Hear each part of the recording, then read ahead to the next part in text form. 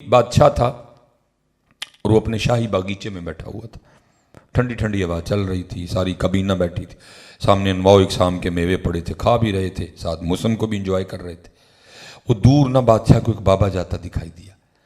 बाबा देख के ना बादशाह को शरारत सूझी। वो अपनी सारी कबीना को कहता है, तुम्हें बाबे का शुगल ना दिखाऊं? अब कौन था जी? जो आगे से बादशाह को कहता, बादशाह का खुदा का खौफ खा। नबी पाक अलैहिस्सलाम फरमा रहे हैं, जो अपने छोटों पे शफकत न करे, बड़ों का अदब न करे, वो हम में से नहीं है। और तू कह रहा है मैं बाबे का शुगल दिखाऊं? कोई नहीं बोला आगे से। सब ने कहा जी हुजूर, जी हुजूर। पीछे खड़े सिपाही को कहा, वो जो बाबा जा रहा है बुला के लाओ। बाबा आ गया। लिखा है जी, जब बाबा आया ना तो बादशाह ने अपनी जेब से सुर्ख रंग का रुमाल निकाला और बाबे को पकड़ा के कहता, बाबा मुझ समेत सबको देखो, और जो सबसे ज़्यादा बेवकूफ़ नज़र आता है ना, रुमाल उसकी गोद में रख दो। बाबा भी बड़ा सियाना था, उसने हमें बाल सफ़ेद नहीं किए थे, वो बाकायदा किसी बाबे की सोहबत में बैठ के बाबा बना था। उसने बादशाह समेत सबको देखा, रुमाल अपनी जेब में डाला, वापस चला गया। बादशाह हक्का बक्का रह गया। उसने कहा, मैंने तो इसका शुगर लगाना था, ये तो मेरा ही लगा गया। अब बादशाह को तो था ना ये रुमाल किसी की गोद में रखेगा, फिर बादशाह बात आगे चलाएगा। उसने रखा ही नहीं, उसने रुमाल ही अपनी जेब में डाला और चला गया। कुछ दिन गुजरे, मौलाना रूम फरमाते हैं बादशाह बीमार हो गया, और बीमारी भी ऐसी कि किसी को समझ ही नहीं आई इसको हुआ क्या है। जब समझ नहीं आई तो फिर इलाज भी नहीं हो सका। तबीब कोशिश करते रहे अपनी तरफ से, लेकिन आखिर थक हार के तबीब, माशाअल्लाह, नाराए तकबीर, नाराए रिसालत, नाराए रिसालत, नाराए तहकीक, नाराए हैदरी, नाराए गौसिया, उलमाए अहले सुन्नत। माशाअल्लाह, कमाल हो गया जी। आज तो मुफ्ती साहब की मौजूदगी में अपना सबक सुनाने का मौका मिलेगा। ये ठीक जनाब। वो जब बीमारी की समझ ही नहीं आई तो फिर इलाज क्या होना था। लेकिन तबीब करते रहे अपनी तरफ से। आखिर एक वक्त आया, थक हार के ना वो तबीबों ने दवाइयाँ बंद कर दी, और उन्होंने अपने तजुर्बे की बिना पे कहा कि बात सिर्फ 3 दिन देखेगा, चौथा दिन नहीं देखे, बाकी होगा वो जो मेरा अल्लाह चाहेगा। दवाइयाँ बंद हो गई। अब फैसला ये हो जी, दिन जो 3 रह गए हैं तो फिर इस तरह करो कि एक दिन रियाया की और बादशाह की आखिरी मुलाकात करवा दो जी। ऐलान करवा दिया गया जी, फलां दिन आके अपने बादशाह का आखिरी दीदार कर लो और अपने बादशाह से आके आखिरी मुलाकात कर लो। बादशाह के लिए इस तरह का पलंग बनाया गया, साथ इस तरह का रास्ता बनाया गया। एक एक बंदा आता जाता, बादशाह से मिलता जाता और जाता जाता। मौलाना रूम फरमाते हैं कि उन्हीं मिलने वालों में ना वो रुमाल वाला बाबा भी आ गया। एक तो बादशाह था बीमार, दूसरी थी मुलाकात एक, इसलिए बादशाह को बाबा और रुमाल दोनों भूल चुके थे।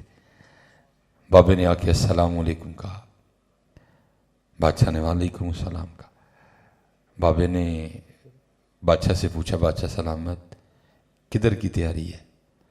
जब तैयारी का लफ्ज़ सुना ना बादशाह ने तो बादशाह रो पड़ा, क्योंकि इधर जी छोड़ के जाना औखा काम है ना, है?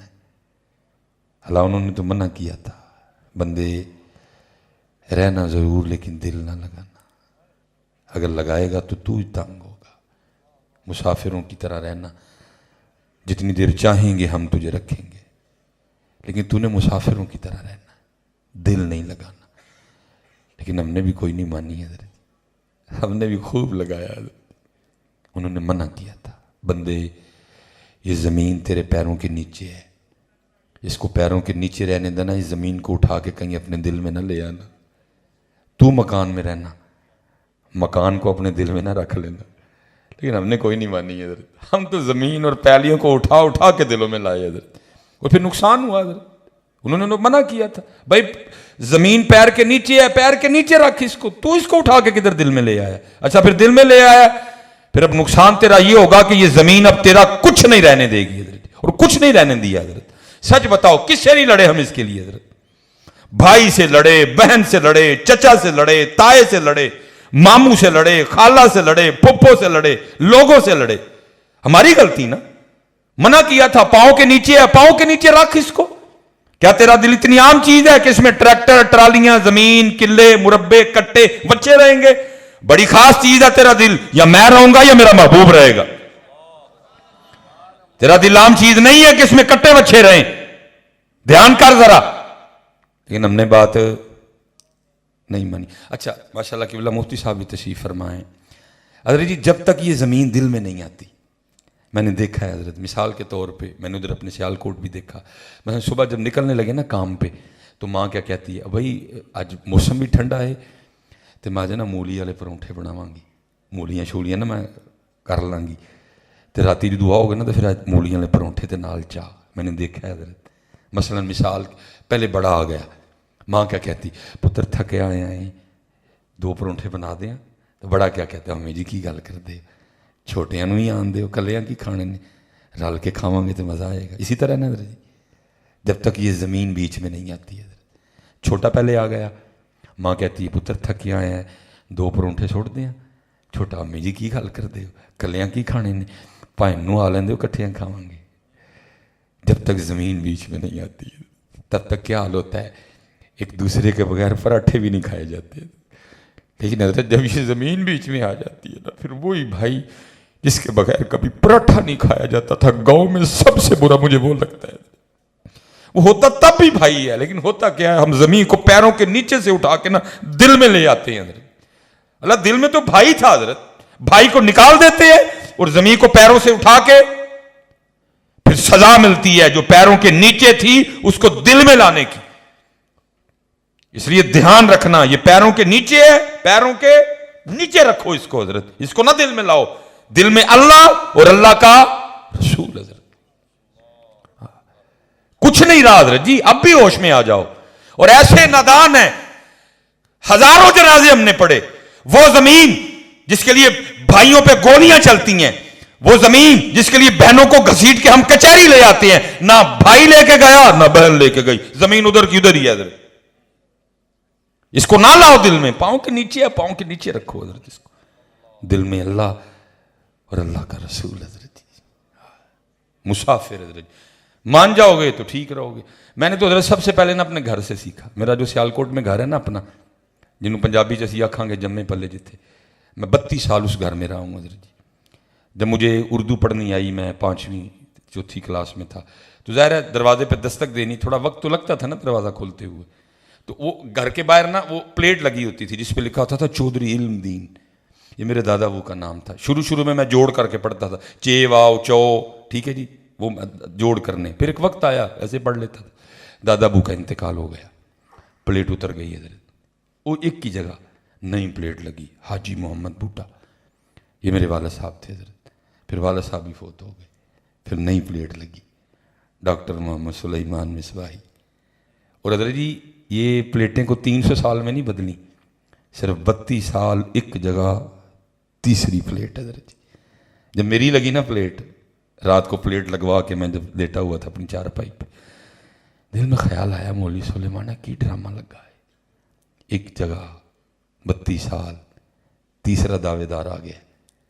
पहला दावेदार इल्मदीन। मैं क्योंकि हजरत इतना पक्का नहीं कह सकता, क्योंकि इल्मदीन को मैंने कब्र में नहीं रखा था कि वो कुछ लेके गए या नहीं, लेकिन मोहम्मद बूटा के लिए मैं कह सकता हूँ क्योंकि उनको मैंने अपने हाथों से कब्र में रखा था।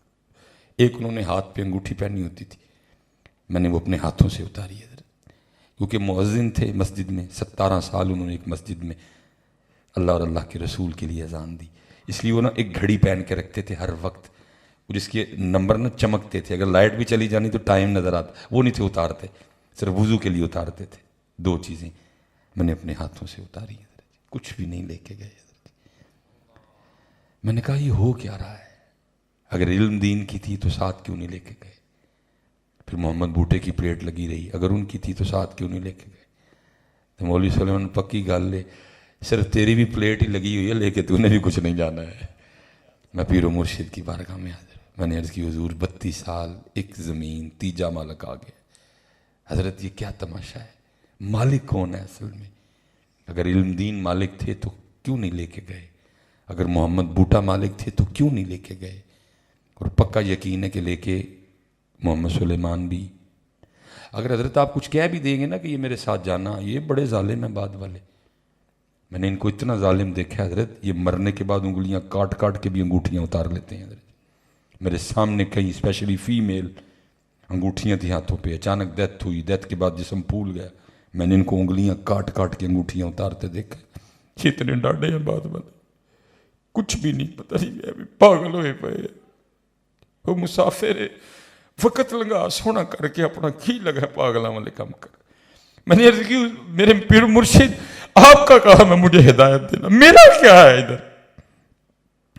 آپ نے رو کے آگے سے شعر سنایا، مجھے فرمانے لگے مولوی سلیمان اصل گل ہے یہ وہ باغ ہے جس کے ہزاروں مالی تھے، یہ سارے مالی بیٹھے ہیں، قبلہ مفتی صاحب موجود ہیں، قل اللہم مالک الملک، وہ ہے مالک، اس کی عطا سے اس کے محبوب ہے مالک، سارے مالی بیٹھے ہوئے ہیں، جتنی دیر چاہے گا مالی رکھے گا، جب چاہے گا مالی چینج، نیا مالی آ جائے گا، ہوگا وہ بھی مالی۔ میرے دادا ابو بھی مالی تھے، میرے والد بھی اور میں بھی حضرت۔ اب پتہ نہیں میرے بعد اس جگہ کا مالی کون ہوگا حضرت۔ حکومت پاکستان کے کاغذوں میں مالک لکھا ہوا ہوں، لیکن جو اصل کاغذ ہیں ادھر نہیں میں مالک حضرت۔ جو فرمانے لگے وہ باغ ہے جس کے ہزاروں مالی تھے، سکندر جب اس دنیا سے گیا دونوں ہاتھ خالی تھے حضرت، خالی ہے، کچھ بھی نہیں۔ اب وہ تو بادشاہ تھا جی، تھا بھی بڑا اس کے پاس، جب اس نے تیاری کا لفظ سنا نا تو بادشاہ رو پڑا، رو کے کہتا ہے بابا جی بس ایک سفر کی تیاری ہے۔ بابا بولا، اس نے کہا بادشاہ آگے تو سفر پہ جاتا ہے، تو سارا شہر دیکھتا ہے، تیرے ہاتھی، تیرے گھوڑے، تیرا پروٹوکول، تیرے خیمے، وہ آج یہ کون سا سفر ہے، کچھ بھی نہیں ہے۔ بادشاہ اور رویا، اس نے کہا نہیں بابا جی آج اس سفر پہ نہیں، آج اور سفر پہ جا رہا ہوں، اور اس سفر کا سامان یہ نہیں ہے۔ بابا پھر بولا، اس نے کہا بادشاہ تو خود ہی کہہ رہا ہے کہ جا سفر پہ ہی رہا ہوں اور سامان بھی ہے اس کا، تو وہ سامان کدھر ہے؟ بادشاہ اور رویا، اس نے کہا بابا جی یہی تو غلطی ہو گئی، میں ساری زندگی وہی سامان اکٹھا کرتا رہا جو اس سفر والا ہے، جو سامان اس سفر پہ لے کے جانا تھا وہ تو اکٹھا ہی نہیں ہوا کوئی بھی۔ بابے نے وہ سرخ رومال نکالا اور بادشاہ کو دکھا کے یاد کرواتے ہو، کہتا ہے بادشاہ یاد ہے یہ وہی رومال ہے جو تو نے مجھے دے کر کہا تھا جو سب سے زیادہ بے وقوف نظر آتا ہے رومال اس کی گود میں رکھو۔ اس دن تو یہ رومال میں اپنی جیب میں ڈال کے واپس چلا گیا، لیکن لے بادشاہ آج یہ رومال میں تیری گود میں رکھ رہا ہوں، کیونکہ سب سے بڑا بے وقوف تو ہی ہے، جس کو اللہ نے وقت دیا، جس کو اللہ نے مسلمانوں کے گھر میں پیدا کیا، جس کو اللہ نے اتنی لمبی عمر دی، اور اس نے پھر بھی وہ مال اکٹھا نہیں کیا جو اس سفر پہ لے کے جانا ہے۔ یہ مثال بیان کرنے کے بعد مولانا روم فرماتے ہیں بندیا تو دھیان رکھنا کہیں تو بھی بادشاہ کی طرح غلطی نہ کر جانا کہ ساری زندگی وہی سامان اکٹھا کرتا رہے جو اس سفر والا ہے، اور وہ سامان اکٹھا ہی نہ کرے ہے جو اس سفر پہ لے کے جانا ہے۔ اس لیے حضرت روز اپنا محاسبہ کرو، وہ کتنا ہے جو چھوڑ کے جانا ہے اور وہ کتنا ہے جو سفر پہ لے کے جانا ہے۔